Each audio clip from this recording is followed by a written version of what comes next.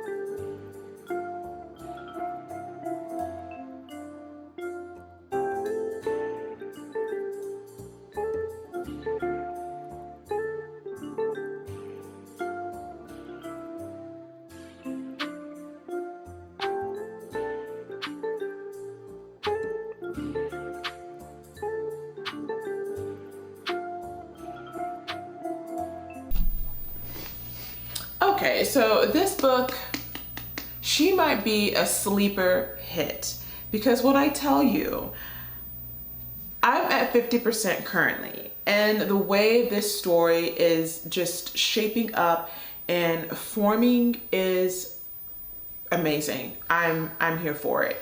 We are seeing Thea's kind of, I don't want to say like awakening, but like we are seeing her looking at how her father is living his life and the choices that he is making and these decisions to go off the grid and to do his homestead and to basically, you know, push away and isolate his family and get them away from community because they're a bad influence. And, you know, it's all about family and it's all about them and it's all about their survival and they know better than anyone else around them.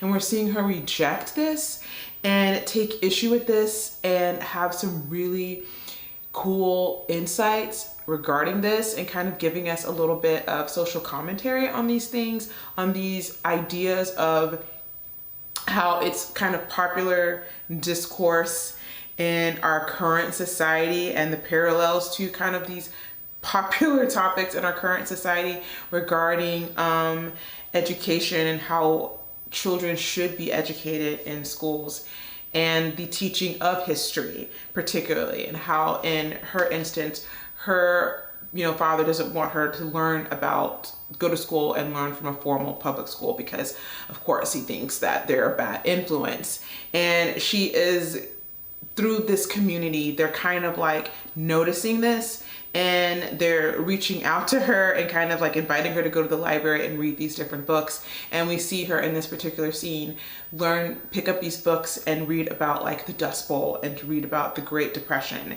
And you see her kind of having this kind of growth moment and this shift as she's like, I understand now why my parents and why my father in particular doesn't really want me to have access to this information and why everything he sees it as such a negative influence, because she's basically saying, I understand that there is power in this knowledge and that I won't be easily led astray, or I won't easily just go along with what he says and take his word as gospel, that I will actually ask the difficult questions and push back against him and say that that's not quite right. Like your logic in this situation is flawed and your actions are actually causing us more damage and sinking us back and preventing us from actually growing and moving forward.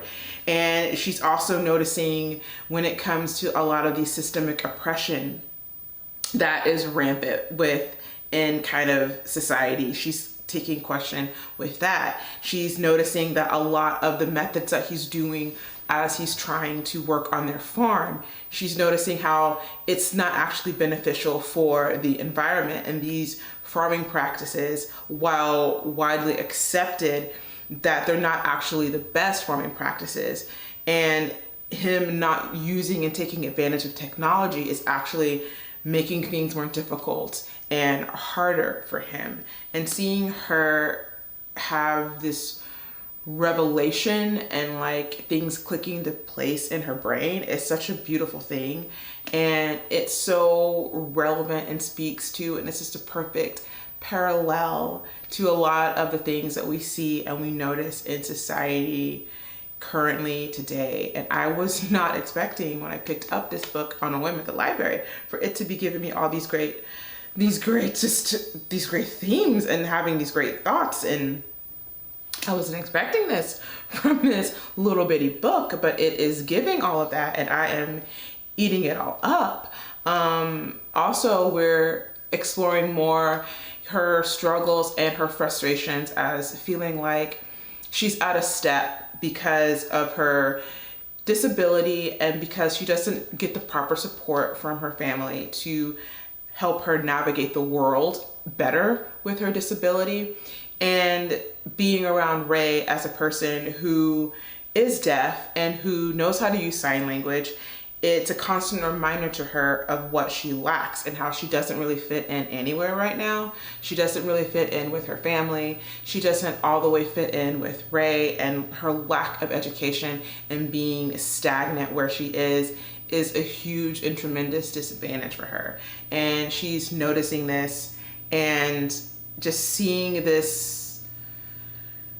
It's such an interesting thing to see, to just see her brain like kind of like make sense of all this. It's truly interesting. This is giving me 5-star vibes because it's delivering in a way I wasn't even expecting it to deliver, but I am loving it. So taking a break from that today, and I will let you know more when I dive back into that. Hi friends, so I am ready to jump back into Dust and finish this book up.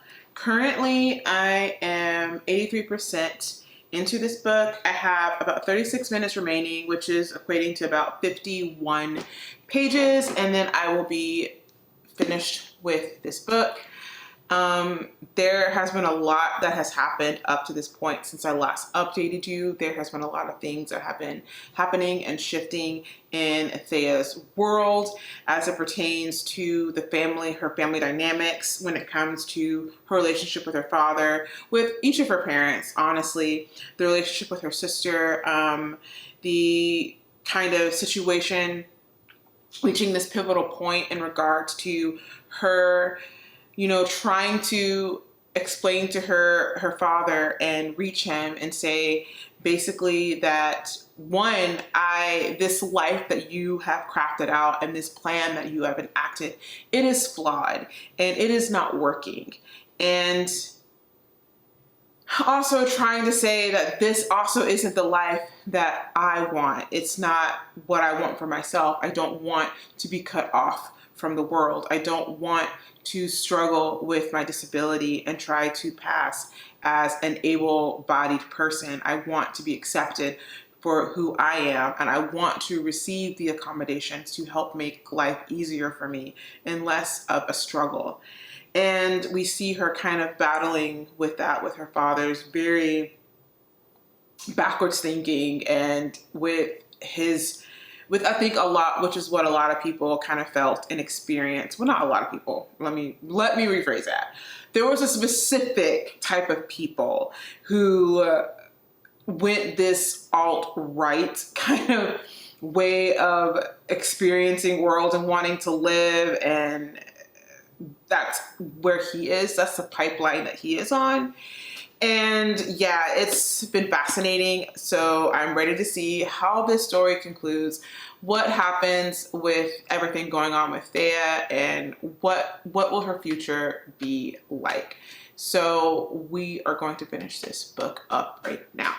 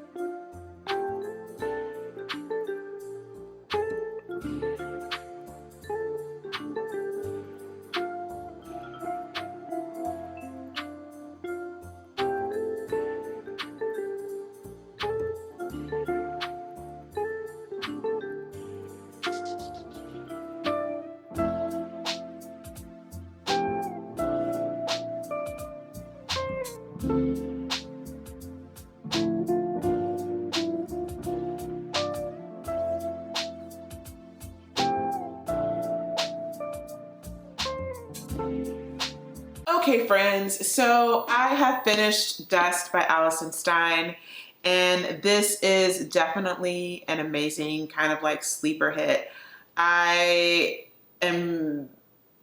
This was a phenomenal read, and I very much enjoyed this story, enjoyed exploring and learning more about Thea and just this coming of age story and her kind of understanding herself, learning about the environment that she's living in, learning about what truly constitutes or makes home, and just having just this huge impact on her family and her community, and how she was able to navigate all these things, all while, learning how to manage a disability and being partially deaf. I just found this to be a stunning story. I also think that one of my favorite parts of this story is actually the disability representation for those who are partially deaf.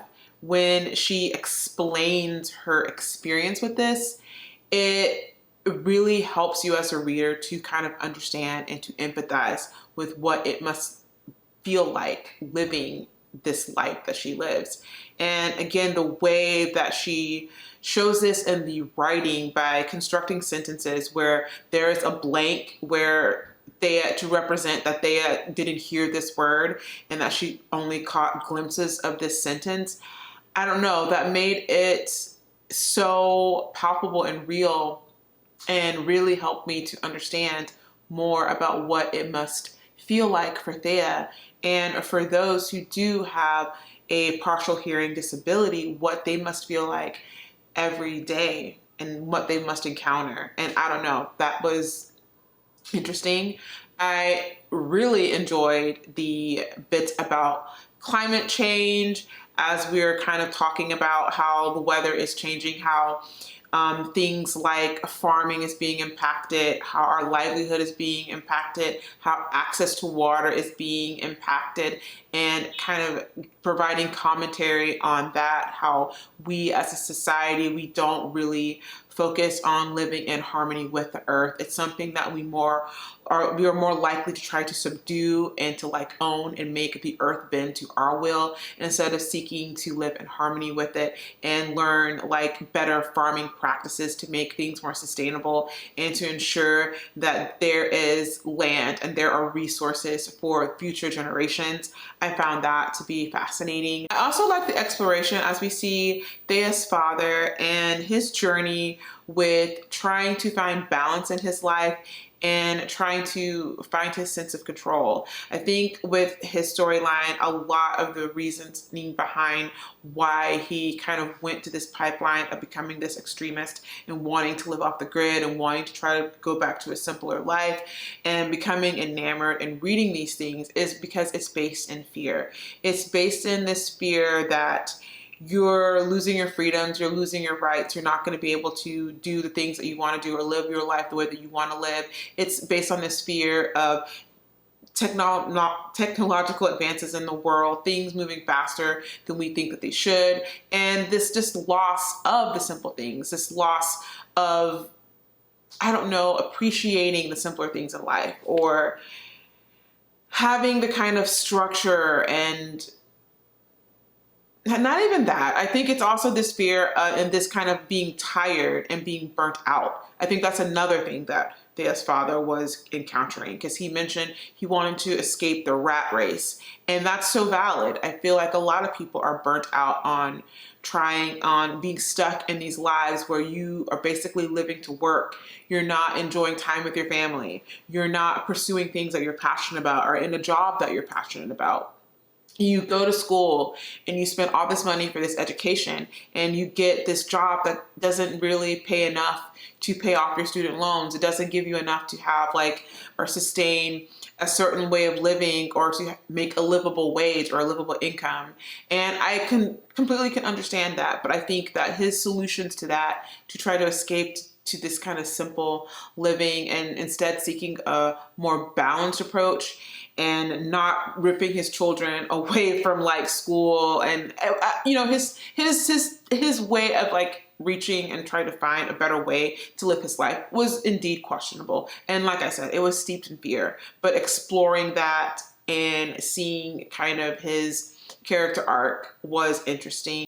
Yeah, this book was a fascinating, illuminating read.